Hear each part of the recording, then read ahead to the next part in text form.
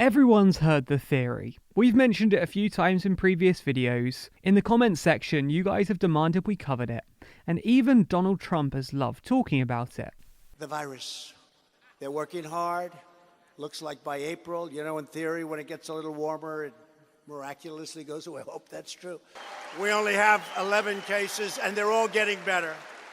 So, it's April, the virus is very much still a threat, and the US now has more cases than any other country, around 600,000 at the time of writing. In this video, we're going to discuss how the coronavirus is affected by the weather, and if a bit of warmer weather will indeed bring cases back under control. This is the absolute last time I'll talk about this, because it's your absolute last chance to complete the Opinionated Series 2 survey.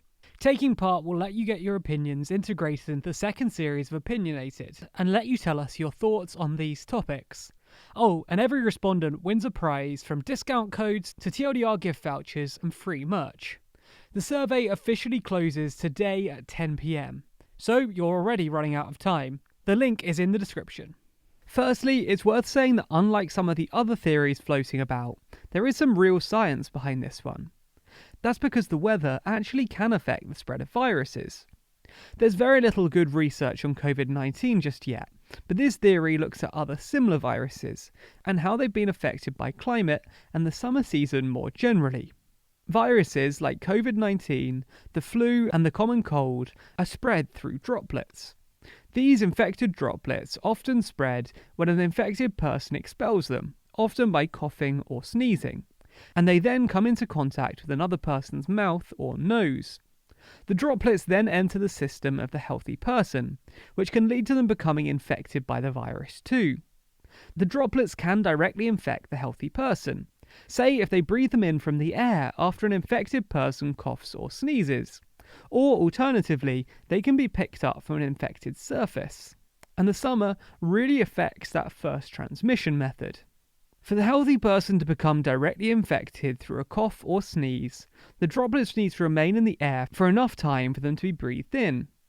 Droplets remain suspended in the air for some time, before naturally falling to the ground, where they can infect the surfaces they fall onto. As I said, they naturally fall to the ground, but the speed they fall isn't constant. In the summer, the weather tends to be more humid, which means that there's more moisture in the air.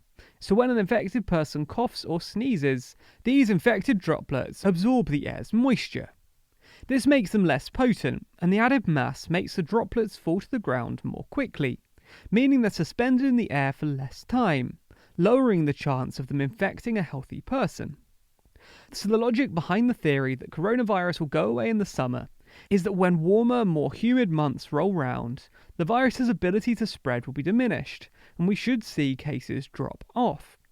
This certainly might be true, but this likely isn't the solution that some have been selling it as, and there's a few reasons for that.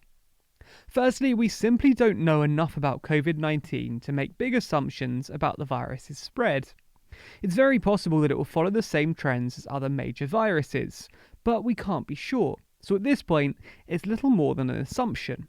And while the trend does follow for viruses like the common cold and flu, and you are indeed less likely to become infected by them in the summer, the same wasn't true for SARS or MERS. Both of these forms of the coronavirus are much more similar to COVID-19, and neither of them showed the same seasonal pattern. SARS was still affected by temperature though, with studies finding that its optimal temperature was somewhere between 16 and 28 degrees Celsius, temperatures which studies found may encourage the virus's growth. MERS was also impacted by weather, with research finding that the virus was able to spread effectively during high temperature, high ultraviolet index, low wind speed, and low relative humidity conditions. While these other forms of the coronavirus weren't significantly impacted, the weather conditions, humidity and temperature did certainly play some limited role. But when it comes to this specific virus, COVID-19, the evidence does suggest that the virus can effectively spread year-round. That's because while it might not be summer just yet in the northern hemisphere, countries like Australia and Indonesia have seen outbreaks of COVID-19 throughout their summer months. Neither country is leading the global outbreak, but both have experienced thousands of cases despite their warmer conditions. This has led the World Health Organization and other institutions to suggest that the virus may not be significantly affected by changing seasons and climates. And this is the crux of the issue with the theory that coronavirus will disappear in the summer. A more humid environment may make it harder for the virus to spread, and it may slow the outbreak, but it's certainly not going to destroy the virus. Which means that cases will still continue, and we could very easily see cases spike again when temperatures cool in the winter. Also, as I was just saying, seasonal differences around the world mean that while summer might bring relief to the northern hemisphere, the virus will begin to thrive in other regions, meaning that there could be a constant cycle of outbreaks around the world. Another issue with the theory is that it relies a lot on the fact that the virus can't remain in the air for as long in warmer, more humid climates. The issue is that when droplets fall out of the air faster, they still have to go somewhere. This results in the droplets falling onto surfaces, which they can then infect. Now, we do have slightly more research here, and we do know how long the virus can survive on surfaces. During lab testing, COVID-19 was found to survive on paper and cardboard for up to 24 hours, and on metal and plastic for up to 3 days. It's worth bearing in mind that this was during lab testing and under lab conditions, which means that in reality, we can expect the virus to survive for less time in the real world. The point is, though, that just because the virus doesn't hang in the air for as long, doesn't mean that the virus can't still be transmitted through other means, and certainly doesn't mean that warmer temperatures will kill off the virus. It's also worth noting that it's not just humidity that affects the virus's spread in the summer. There are also other reasons why viruses don't tend to be as effective during the summer months. One of those reasons simply comes down to human behaviour. During the winter, people tend to congregate inside, and these crowded, poorly ventilated indoor environments are ideal for spreading viruses. However, in summer months, people tend to spend more time outside, reducing the kind of close contact which helps spread viruses. This is what helps stop spread viruses like the common cold and the flu, but it probably won't make as much difference this time round. A lot of countries have been practicing social distancing for a while now, so people already aren't congregating in crowded, poorly ventilated indoor environments that I mentioned a moment ago. This means that the impact of people going outside in the summer and being further apart won't make such a difference this time round, as people already aren't congregating as much. In fact, it may even have the reverse effect this time, if the nicer weather encourages people to head to crowded beaches and parks. Spending more time outside can help for another reason though, because it can help strengthen your immune system. The human immune system tends to be less strong during the winter, due to a number of factors, including a lack of vitamin D and melatonin. In the summer months, sunlight increases your levels of both and can improve your strength and your immune system. On the whole, people's immune systems are weaker in the winter and stronger in the brighter, sunnier months. This could mean that as countries in the northern hemisphere enter the summer, their populations could begin to develop a better defense against the virus, thus limiting its spread.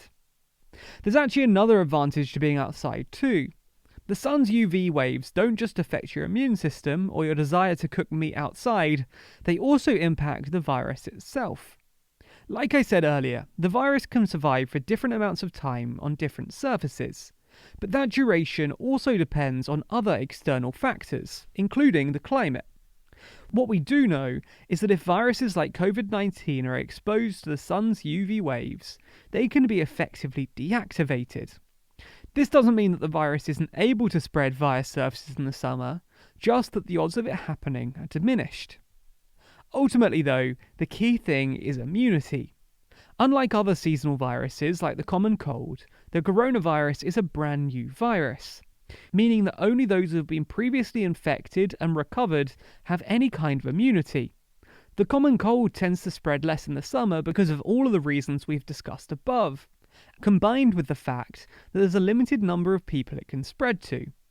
Coronavirus might be affected by the same seasonal issues, and it might be weakened during the summer, but the pool of vulnerable people is so much larger that even a weakened coronavirus could have significant consequences throughout the summer months. So, will we see the coronavirus continue to spread during the summer, Well, the simple answer for that is that we don't know for sure. We do know that humidity can impact a virus's ability to spread, as can UV rays. We know that people choosing to go outside more can impact an outbreak, and that people's immune systems are often stronger in the summer.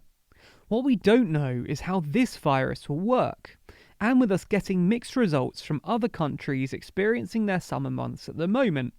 So for now, the best thing you can do is follow the government's advice, wash your hands, and continue self-isolating.